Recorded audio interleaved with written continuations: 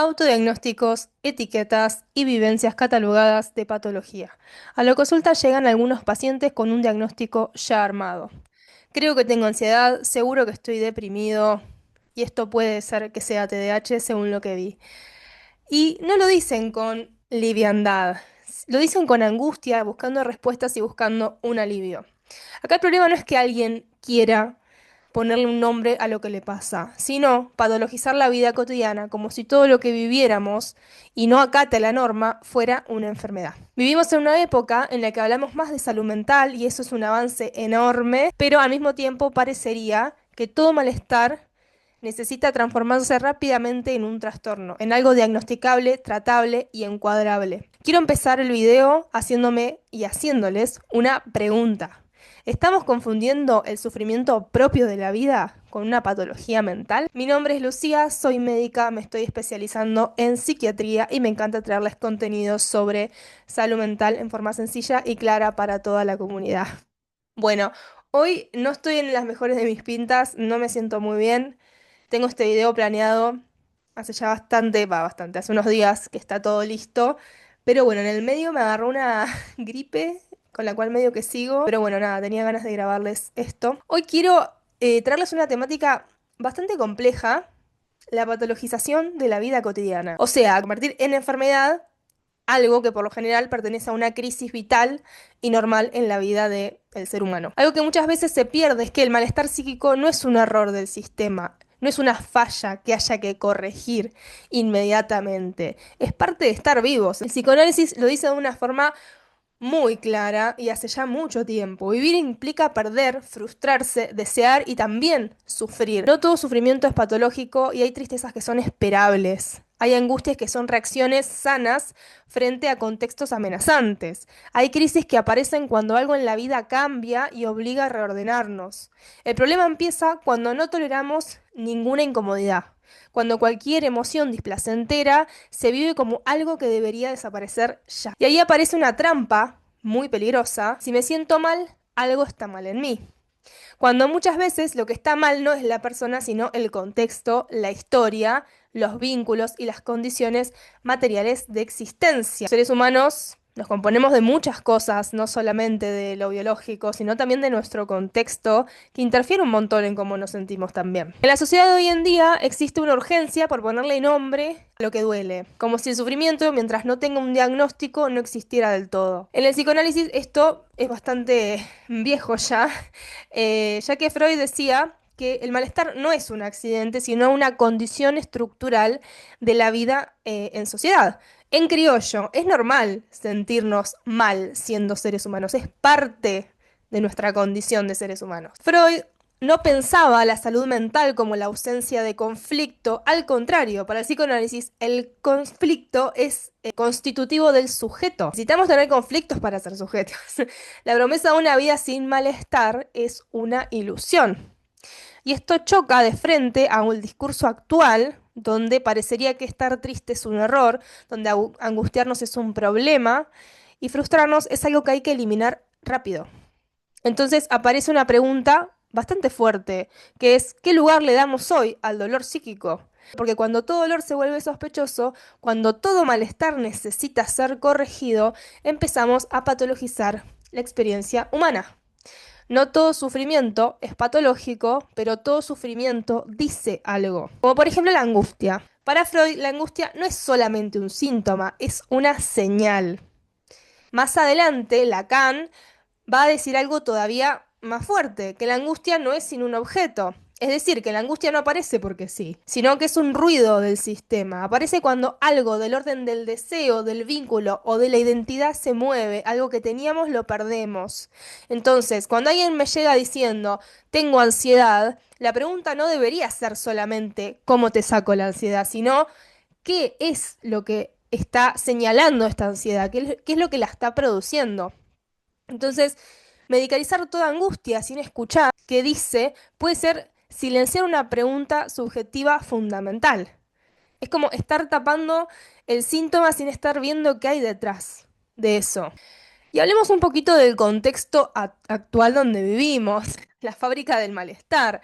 No podemos pensar la salud mental por fuera del contexto histórico y social actual. Y esto es clave decirlo, porque vivimos en una época que está marcada por una exigencia constante de productividad, hiperconectividad, comparación constante, precariedad laboral, incertidumbre, falta de tiempo para el descanso. Y ya lo hablamos, nuestro querido Byul Chung Han hizo un video, el anterior, donde él habla en la sociedad del cansancio, donde ya no necesitamos a un opresor externo, porque nos autoexplotamos nosotros, no el afuera, no la institución, no el trabajo, no el gobierno, nosotros. Cada uno se convierte en su propio jefe y su propio verdugo. Y en este contexto, ¿de verdad nos sorprende que la gente esté ansiosa, agotada y desmotivada? Porque la pregunta en realidad sería, ¿estamos tratando con diagnósticos lo que en realidad son respuestas humanas a condiciones inhumanas? Y acá quiero hablar un poco de diagnóstico, de etiquetas y de identidad. Acá viene Lacan otra vez advirtiendo sobre el peligro de reducir al sujeto a una clasificación. El sujeto de psicoanálisis no es un diagnóstico, es algo que siempre excede cualquier rótulo, no se lo puede clasificar. El diagnóstico es una herramienta, no una identidad. Cuando el diagnóstico se vuelve identidad, el sujeto desaparece. ¿Por qué digo esto? Porque hoy en día es muy común en redes, por ejemplo, gente que comparte su padecimiento de salud mental, lo cual me parece genial porque visibiliza cosas que no estaban vistas. Se escucha mucho esto de soy ansioso, soy depresivo, soy TDAH, soy TLP. Y no un estoy atravesando una depresión, estoy en un momento de mucha angustia. Es como que su trastorno empieza a formar parte de su identidad. Y la diferencia no es semántica, también es clínica, porque la persona empieza a realmente creer que lo es. Entonces, poner muchas veces un diagnóstico lo que genera es calma al paciente, calma a la familia, a la institución, a los profesionales, porque el diagnóstico nombra, clasifica, encuadra, y eso no necesariamente es malo. El problema aparece cuando el diagnóstico se usa para cerrar demasiado rápido una pregunta. A veces el diagnóstico alivia el sufrimiento, pero otras veces funciona como una forma elegante de no escuchar lo que ese sufrimiento quiere decirnos. Desde el psicoanálisis también se insiste mucho con esto de que el síntoma no es solamente algo que hay que eliminar. Es también una forma de decir algo que no pudo decirse en otro momento, algo que no pudo simbolizarse. Cuando el diagnóstico se convierte en una respuesta automática, cuando aparece antes que la historia, antes que el contexto y antes que la palabra, corremos el riesgo de patologizar experiencias humanas, de transformar en trastorno lo que tal vez es una reacción comprensible a una situación vital. Y ahí sí, estamos patologizando la vida cotidiana. Pero cuidado porque no diagnosticar también es una forma de abandono. Ahora bien, esto es clave para no caer en una postura romántica. El problema no es diagnosticar, el problema es cómo y cuándo lo hacemos. Porque el otro extremo también es violento. Decir, eso es normal, es la vida, tenés que bancártela, ya se te va a pasar. Cuando una persona no puede dormir, no puede trabajar, no puede vincularse, vive una angustia intensa y persistente, también es una forma de no escuchar. Ahí, no diagnosticar no es respetar lo humano, es dejar sola a la persona con un sufrimiento que ya la desborda. Cuando el sufrimiento se cronifica, se intensifica y paraliza la vida, diagnosticar es una forma de cuidado, no de patologización. Entonces no nos vayamos ni a un extremo ni al otro. Entonces, ¿dónde está el punto justo? No estamos patologizando la vida por diagnosticar, la patologizamos cuando dejamos de pensar. La buena clínica no es ni negar el malestar ni diagnosticar automáticamente, es distinguir cuando el sufrimiento es parte de un proceso vital y cuando se volvió algo que necesita una intervención clínica. Diagnosticar no debería ser borrar el sujeto, pero no diagnosticar cuando corresponde también puede borrarlo. Ni un extremo ni el otro son buenos. La idea es pensar al paciente, escucharlo, ver qué lo trae a la consulta, ver qué lo aqueja, de ver el sujeto que tengo enfrente, qué es lo que me trae, qué lo aqueja, qué le está haciendo mal, de dónde viene todo esto. Decirle, bueno, vos tenés trastorno de ansiedad, tomate estos antidepresivos. También es un poquito, toma, callate. A veces está indicado, a veces no. A veces solamente hay que esperar un poquito más a que la persona resuelva ese problema que tiene y nada, se resuelve. No siempre, como digo, consulten a su psiquiatra de confianza. Pero bueno, los diagnósticos de salud mental no son algo que se haga en 2 días. Llevan su tiempito. Y ahora quiero hablar de las redes sociales. Y el diagnóstico como identidad, que un poquito lo nombré más arriba. Las redes sociales tuvieron algo muy positivo, que es que pusieron palabras donde antes había silencio. Pero también trajeron un problema bastante serio, la simplificación extrema de cuadros súper complejos. Videos de 30 segundos explicando trastornos que llevan años de formación clínica y de diagnóstico. Listas de tipo, si te pasa algo, tenés tal cosa. Si tenés estas 3 cosas, seguro tenés tal diagnóstico. Test virales que nos prometen un autodiagnóstico. Y parece algo muy fuerte, porque el diagnóstico deja de ser una herramienta clínica y pasa a ser una identidad. No soy una persona ansiosa, soy ansiedad, no estoy deprimido, soy depresivo. Y cuando el diagnóstico se vuelve identidad, se pierde algo fundamental, la singularidad de la historia de cada persona. He visto un montón de creadores de contenido que hacen videos sobre su propio padecimiento, lo cual me parece genial. No les vamos a tirar shit porque visibiliza un montón, pero sí es verdad que mucha gente toma esos videos y te los trae a la consulta y te dice, yo vi este video, me identifico con todo lo que dice esta persona, así que seguro tengo trastorno de identidad disociativo. Y uno se queda como, bueno. Y es la primera vez que lo ves. Entonces, esto es bastante común que pase hoy en día. Las personas empiezan a identificarse con cosas que por ahí ni son y terminan comportándose como tal o terminan limitándose a hacer cosas porque creen que tienen tal. Porque tengo un trastorno de identidad disociativo, no puedo hacer esto, no puedo hacer lo otro. A cierto punto a veces no está tan bueno. Porque no se puede pensar a la patologización de la vida hoy sin hablar de las redes sociales, porque las redes no solo muestran malestar, lo producen, lo moldean y lo nombran. Las redes sociales funcionan como un espacio de circulación de discursos sobre la salud mental. Y eso, en principio, no es negativo, como les vengo diciendo.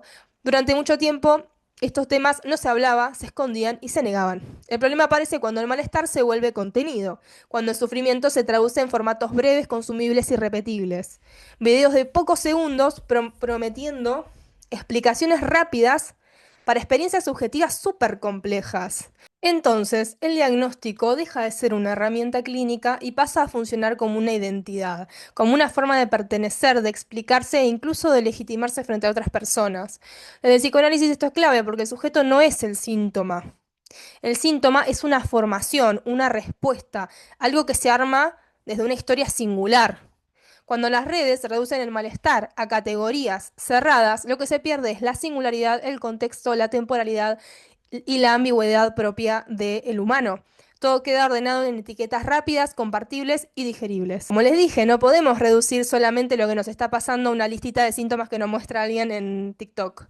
No, estaría buenísimo, pero no funciona así. Hay que ver un poco qué es lo que está pasando alrededor tuyo. Entonces, ahora, ponerle nombre a lo que pasa puede ser un alivio enorme, ya lo estuvimos hablando un poco. Para muchas personas escuchar esto que te pasa tiene un nombre, calma, ordena y te hace sentir mejor.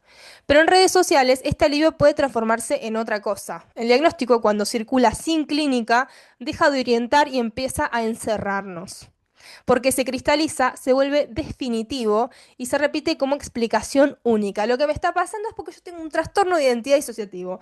Esa es toda la explicación que le puedo dar a lo que me está pasando. Esto es especialmente problemático en adolescentes y jóvenes, donde la identidad está todavía en construcción. Las redes no solamente ofrecen diagnósticos, ofrecen identidades listas para usar. Cuando todo se vuelve patológico, otro defecto fuerte de las redes es que amplían el campo de lo patológico. Dormir mal una semana significa que tenés insomnio. Estar disperso se vuelve tener TDAH. Estar triste significa que tenés depresión. Y sentirte incómodo socialmente, tenés fobia social. Obviamente, ¿por qué no? Y acá es importante decir algo, sin descalificarlo. Reconocerse en un síntoma no es lo mismo que tener un trastorno. Las redes no hacen clínica, hacen difusión, identificación y circulación de contenidos. Cuando confundimos esto con un diagnóstico, empezamos a patologizar experiencias humanas normales, transitorias y contextuales. El algoritmo y el sufrimiento. Hablemos de esto. El algoritmo premia lo que es emocional, extremo, identificable y lo que genera impacto, obviamente. El sufrimiento se vuelve visible cuando es intenso, cuando es etiquetable y cuando es compartible. No todo dolor entra bien en un formato de redes, pero el que entra empieza a circular. Eso genera una ilusión bastante peligrosa. Nos hace ver que todo malestar necesita nombre, que todo malestar necesita un diagnóstico y que todo malestar necesita mostrarse. Y esto presiona a las personas a leerse a sí mismas en clave patológica, incluso cuando antes de poder preguntarnos qué nos está pasando. Ya tengo insomnio durante 2 días, debo tener una depresión. El diagnóstico debería abrir puertas clínicas, no cerrarlas. Y ahora quiero hablar de la medicalización. Y el alivio y el silenciamiento que también puede generar. Bien, hablar de medicalización no significa hablar en contra de usar medicación. Creo que quede claro, porque es súper útil y ya lo hemos hablado en el video de los psicofármacos. Psicofármacos salvan vidas. Es real. Reducen el sufrimiento, permiten que muchas personas vuelvan a funcionar como antes, disfrutar cosas que antes no podían. Pero medicalizar no es solamente recetar una pastilla, medicalizar también es individualizar problemas que son colectivos. Es decirle al sujeto que el problema está solo en él, cuando muchas veces está en el contexto. A veces la medicación ayuda a elaborar y a veces tapa conflictos que necesitan ser escuchados. La buena clínica no es ni todo pastilla ni todo palabra, es discernir qué necesita esa persona en ese momento y en ese momento de su historia también. El momento en el que se diagnostica, que tiene que ser preciso. Hay que ver todas las campanas de la iglesia, por así decirlo. No podemos diagnosticar solamente con que me trae un ataque de pánico. Listo, ya tenés trastorno de pánico diagnosticadísimo. Y no, por ahí tuvo un ataque de pánico aislado, nada que ver, estaba mal en el trabajo, se sentía ansioso. A ver, hay que ver el contexto. Quizás este ataque de pánico viene de estar pasándola mal en el laburo, de no tener plata, de no poder pagar el alquiler, de cuántas cosas puede venir, ¿no? El psicoanálisis nunca fue antimedicación, pero sí fue crítico en su uso. Medicación puede aliviar el sufrimiento, pero no responde a la pregunta del sentido del sufrimiento. Freud hablaba de la ganancia secundaria del síntoma, no en un sentido moral, sino clínico. El síntoma cumple una función, dice algo que no pudo decirse de otro modo. Cuando medicamos sin escuchar, corremos el riesgo de aliviar un síntoma, pero dejar intacto el conflicto. Y ojo, porque a veces eso es necesario y a veces eso es insuficiente. La buena clínica no es ideológica, sino que es situada. ¿Qué quiere decir Freud con todo esto? Callar el síntoma. Que el síntoma es necesario a veces para poder llegar al cambio. Y si yo callo el síntoma, nunca voy a poder llegar al fondo de eso. Entonces el psicofármaco tiene que usarse de tal forma que a la persona le permita elaborar el síntoma, ¿no? Ir averiguando un poco para ver de dónde viene el síntoma, qué es lo que lo generó en un primer momento. Porque obviamente cuando te saquen la medicación, si vos no hiciste ningún tipo de elaboración o viste de dónde viene eso, y el conflicto va a seguir ahí. Y después decir, no, porque la medicación psiquiátrica no funciona. Quizás no elaboraste lo que te estaba pasando. Ojo al piojo. ¿Y cuándo hablamos realmente de que hay un trastorno mental? La gran pregunta del millón. Un trastorno mental no se define por un síntoma aislado. No se define por sentirse mal un tiempo. No se define por identificarse con una lista de características que encontramos en redes sociales. Hablamos del trastorno cuando hay persistencia en el tiempo, intensidad del malestar, interferencia significativa en la vida cotidiana, deterioro funcional y sufrimiento que no cede espontáneamente. El diagnóstico bien usado no reduce, orienta, pero mal usado encierra. Tal vez la pregunta no sea si estamos patologizando la vida o no. Tal vez la pregunta sea ¿qué hacemos hoy con el sufrimiento? Porque no todo dolor es un trastorno, pero tampoco todo dolor se elabora solo. El problema no es nombrar, el problema es nombrar sin escuchar, diagnosticar sin una historia y tratar sin un contexto. Cuando el diagnóstico borra la singularidad, patologiza al individuo. Cuando la falta de diagnóstico se abandona, también lo daña. La clínica, la de verdad, no se juega en extremos. Se juega en ese punto incómodo donde hay que pensar, sostener la incertidumbre y escuchar un poco más al paciente que viene con una problemática. Y quizás en una época que exige respuestas rápidas, el mayor acto clínico sea no apurarse a cerrar lo que todavía está diciéndonos algo. Gracias por escucharme y bueno, suscríbanse, pónganle me gusta, vayan a mis redes, lucialopez.doctora Y en Facebook también estoy como Lucía López, creo que aparezco, I don't know. Y también estoy en los TikToks por allí, como doctora.Lucía López. Así que bueno, vayan, síganme, pónganle me gusta a todo lo que encuentren y comenten también, que me ayuda un montón. Así que gracias por verme otra vez, les mando un beso enorme. Chau, chau.